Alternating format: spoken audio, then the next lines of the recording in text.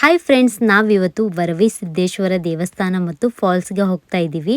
Falls ಮತ್ತು ದೇವಸ್ಥಾನ ಪಕ್ಕದಲ್ಲೇ ಇರೋದು. ನಿಯರ್ ಧಾರವಾಡದಿಂದ 60 ಕಿಲೋಮೀಟರ್ ಆಗುತ್ತೆ.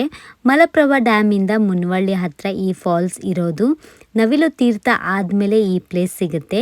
ಚಳ್ಳಿಕೆರೆ ರೋಡಲ್ಲಿ ಒಂದು ಬೋರ್ಡ್ ಸಿಗುತ್ತೆ. ಅಲ್ಲಿ ಟರ್ನ್ ತಗೊಂಡು ಕಚ್ಚಾ ರೋಡಲ್ಲಿ 1/2 ಕಿಲೋಮೀಟರ್ ಒಳಗಡೆ ಹೋಗಬೇಕು. ಇದು ಸವದತ್ತಿ ಮತ್ತು ಮುನವಳ್ಳಿ ನಿಯರ್ ಬರೋದು. ಫಾಲ್ಸ್ ಪಕ್ಕದಲ್ಲಿ ಗುಹೆಯಲ್ಲಿ ದೇವಸ್ಥಾನ ಇರೋದು.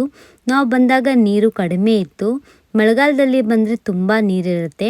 ಮನೆಯಲ್ಲಿ ಏಜ್ ಆಗಿರೋರಿದ್ದರೆ ಕರ್ಕೊಂಡು ಹೋಗೋದಾದರೆ ಬೇಸಿಗೆಯಲ್ಲಿ ಹೋಗಿ, ಇಲ್ಲಾಂದರೆ ಎಂಜಾಯ್ ಮಾಡಿ ಬರೋರಾಗಿದ್ದರೆ ಮಳೆಗಾಲದಲ್ಲಿ ಹೋಗಿ. ಆವಾಗ ತುಂಬ ನೀರಿರುತ್ತೆ. ಪ್ಲೇಸ್ ತುಂಬ ಚೆನ್ನಾಗಿದೆ.